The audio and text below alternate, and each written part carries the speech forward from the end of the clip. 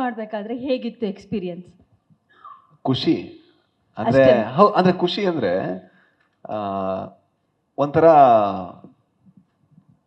ನಾ ಕನ್ಸಲ್ಲೂ ಅನ್ಕೊಂಡಿಲ್ಲ ಜೀವನದಲ್ಲಿ ಯಾವತ್ತೂ ಕೂಡ. ಒಬ್ಬ ನಟನಾಗ್ತೀನಿ ಅಂತ ಕೂಡ ಅನ್ಕೊಂಡಿಲ್ಲ, ಜೊತೆಗೆ ಇಂಥವ್ರ ಜೊತೆ ಆಕ್ಟ್ ಮಾಡ್ತೀನಿ ಅಂತ ಯಾವತ್ತೂ ಅನ್ಕೊಂಡಿಲ್ಲ.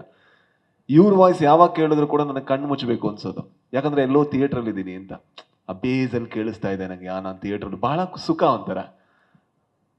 ಬಹಳ ಅಂದ್ರೆ ಎಸ್ಪೆಷಲಿ ನನ್ನ ಸಜೆಷನ್ ಇರುತ್ತಲ್ವಾ, ಆಗ ಸುಮ್ಮನೆ ನೋಡ್ತಾ ಇರ್ತೀನಿ ನಾನು, ಅಂದ್ರೆ ಕೇಳಿಸ್ಕೊತಾ ಇರ್ತೀನಿ. ಒಂಥರ ಭಾಗ್ಯ ಅಂತ ಹೇಳ್ಬೋದು. ಮತ್ತೆ ಉಪ್ಪಿ ಸರ್ ಅವ್ರ ಜೊತೆ ನಾನು ಅಂದ್ರೆ ಇಬ್ಬರ ಜೊತೆ ಕೂಡ ಕೇಳದೆ ಇರೋ ಪ್ರಶ್ನೆ ಇಲ್ಲ. ಅಂದ್ರೆ ಫಸ್ಟ್ ಸಿನಿಮಾ ಹೇಗಿತ್ತು, ಅಪ್ಪಾಜಿ ಅವ್ರ ಬಗ್ಗೆ ಅವ್ರ ಫಸ್ಟ್ ಸಿನಿಮಾ ಹೇಗಿತ್ತು, ನನಗೆ ಆಕ್ಚುಲಿ ಇಂಟರ್ವ್ಯೂ ಮಾಡ್ತಾ ಇದ್ದೆ. ಯಾಕಂದ್ರೆ ನನಗೆ ಬಹಳ ಖುಷಿ, ನಟನಾಗಿ ನನಗೆ ಏನ್ ಕೊಡ್ಬೇಕು ಈ ಸಿನಿಮಾಗೆ ಅದನ್ನ ಇವ್ರ ಜೊತೆ ಕೇಳಿ ಇದು ಮಾಡ್ತಾ ಇದ್ದೆ. ಯಾವಾಗೆಲ್ಲ ಬ್ರೇಕ್ ಇತ್ತು, ನನಗೆ ಆ ಬ್ರೇಕ್ ಟೈಮ್ ಇದೆಯಲ್ವಾ, ನನಗೆ ಎಲ್ಲಾದ್ರೂ ಚೇರ್ ಇದ್ರೆ ಇವ್ರ ಪಕ್ಕ ಕೂರುವಂತ ಅವಕಾಶ ಸಿಕ್ಕಿದ್ರೆ ನಾನು ಮಾತಾಡ್ತಾನೆ ಇದ್ದೆ, ಪ್ರಶ್ನೆ ಕೇಳ್ತಾ ಇದ್ದೆ.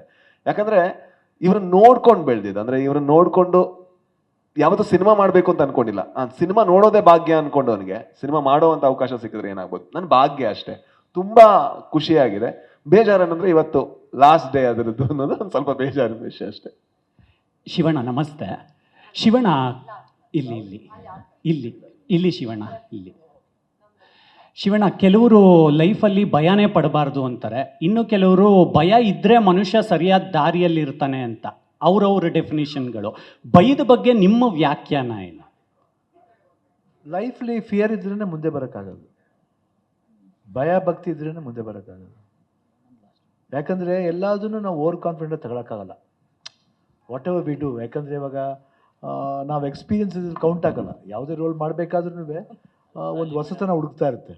ಆವಾಗ ನಾವು ಅರ್ಜುನ್ ಜನ ಡೈರೆಕ್ಟ್ರು ಪರವಾಗಿಲ್ಲ, ಏನೇನು ನಡೀತೆ ಬಿಡು, ನಾವು ಏನು ಮಾಡ್ತಾ ನಡೀತೆ ಅಂತ ಬಿಟ್ಕೊಂಡ್ಬಿಟ್ರೆ ತಪ್ಪಾಗುತ್ತೆ. ಅವ್ರಿಗೆ ಇಷ್ಟ ಆಗ್ಬಿಟ್ರೆ ಅಲ್ಲೇ ಗೆದ್ದು ಅಂತ. ಮೊದಲನೇ ಸಿನಿಮಾ ಅಂತ ನಾವು ಇದು ಮಾಡೋಕ್ಕಾಗಲ್ಲ. 100% ಅವ್ರಿಗೆ ಒಂದು ವಿಷನ್ ಇರುತ್ತೆ. ಡೈರೆಕ್ಟ್ರನ್ನ ಕ್ಯಾಪ್ಟನ್ ಆಫ್ ಶಿಪ್ ಅಂತೀವಿ ಅಂದರೆ ನಮ್ಮ ಕ್ಯಾರೆಕ್ಟರ್ನ ಅರಿದು ನುಂಗಿರ್ತಾರೆ ಅವರು ನಮ್ಮ ಪಾತ್ರದಲ್ಲಿ ಆ್ಯಕ್ಟ್ ಮಾಡಿಬಿಟ್ಟಿರ್ತಾರೆ. ಅವ್ರಿಗೆ ಆ ಪರ್ಫಾರ್ಮೆನ್ಸ್ ನನ್ನಲ್ಲಿ ಬಂದಿದೆಯಾ ಅಂತ ಅವ್ರಿಗೆ ಸ್ಯಾಟಿಸ್ಫೈ ಮಾಡಿಬಿಟ್ರೆ ಅಲ್ಲಿ ಗೆದ್ದು. ಸೊ ಆ ಭಯ ಇರುತ್ತೆ ನಾವು ಹೋಗ್ಬೇಕಾದ್ರೆ, ನಾನು ಮಾಡ್ತೀನ, ಕರೆಕ್ಟಾಗಿ ಮಾಡ್ತೀನ, ಓಕೆನಾ, ಇದು ಓಕೆನಾ, ಸ್ವಲ್ಪ ಎಕ್ಸ್ಪ್ರೆಷನ್ ಓವರಾಗಿ ಕೊಡ್ತೀನ. ಸೊ ಭಯ ಇರಬೇಕು ಆಲ್ವೇಸ್. ಭಯ ಇದ್ರೇ ಅದು ಮುಂದುವರಿಯೋದು ಹೊರತು ಇಲ್ಲಾಂದ್ರೆ ಕಷ್ಟ. ಅರ್ಜುನ್ ಸರ್. ಶಿವಣ್ಣ, ಇಲ್ಲ ಸರ್. ಅರ್ಜುನ್ ಸರ್, ಮೊದಲು ಈ ಹಿಂದೆ ನಮ್ಮ ಇಂಡಸ್ಟ್ರಿಯಲ್ಲಿ ಸಾಕಷ್ಟು ಮಲ್ಟಿ ಸ್ಟಾರರ್ ಸಿನಿಮಾಗಳು ಇಲ್ಲ ಮಲ್ಟಿ ಸ್ಟಾರರ್ ಸಿನಿಮಾಗಳು ಬರ್ತಾ ಇದ್ದಾಣ. ಇತ್ತೀಚೆಗೆ ಯಾಕೋ ಕಮ್ಮಿ ಆಗ್ತಿದೆ. ಈಗ ಗಂಧದ ಗುಡಿ ಆಗಲಿ, ಅಪೂರ್ವ ಸಂಗಮ ಆಗಲಿ, ಒಡ ಹುಟ್ಟಿರೋದವರು ತುಂಬ ಬರ್ತಾ ಇತ್ತು. ಇತ್ತೀಚೆಗೆ ತುಂಬ ಕಮ್ಮಿ ಆಗ್ತದೆ. ಈ ಸಿನಿಮಾದಿಂದ ಮತ್ತೊಂದು ಬೇರೆ ಥರದ ಬೆಳವಣಿಗೆ ದೊಡ್ಡ ಮಟ್ಟದಲ್ಲಿ ಆಗುತ್ತಾ ಅಂತ? ಇಲ್ಲ, ಆ ಥರ ಸಿಕ್ಕಿದ್ರೆ ಓಕೆ. ಇಲ್ಲಾಂದ್ರೆ ಏನಾಗಬೇಕು, ಒಬ್ಬೊಬ್ರು ಎಲ್ಲರೂ ಅವ್ರವ್ರ ಸ್ಪೇಸ್ ಕೊಡ್ತೀವಿ ಅಂತ ಬಂದ್ಬಿಟ್ರೆ ಇಂಡಸ್ಟ್ರಿ ತುಂಬ ಚೆನ್ನಾಗಿರುತ್ತೆ. ಯಾವಾಗ ನಂದು ಎಷ್ಟು ಬರುತ್ತೆ, ಎಷ್ಟು ಪರ್ಸೆಂಟೇಜ್ ಬರುತ್ತೆ ಅಂತ ಲೆಕ್ಕ ಹಾಕಿದ್ರೆ ಕಷ್ಟ. ನಾವು ಎಷ್ಟು ಪರ್ಸೆಂಟೇಜಲ್ಲಿ ಬಂದ್ರೂ ನಾವೆಷ್ಟು ಇಂಪಾರ್ಟೆಂಟ್ ಆಗ್ತೀವಿ ಆ ಸಿನಿಮಾದಲ್ಲಿ ನಮಗೆ ಮುಖ್ಯ ಆಗುತ್ತೆ. ಅದು 100%. ಇದರಲ್ಲಿ ತುಂಬ ಚೆನ್ನಾಗಿದೆ. ನಾ ಎಷ್ಟು ಪರ್ಸೆಂಟ್ ಬರ್ತೀನೋ ಗೊತ್ತಿಲ್ಲ, ಉಪೇಂದ್ರ ಅವ್ರು ಎಷ್ಟು ಪರ್ಸೆಂಟ್ ಬರ್ತಾರೋ ಗೊತ್ತಿಲ್ಲ, ರಾಜ್ ಬಿ ಶೆಟ್ಟಿ ಅವರು ಎಷ್ಟು ಪರ್ಸೆಂಟೇಜ್ ಕೊಟ್ಟು ಬರ್ತಿಲ್ಲ.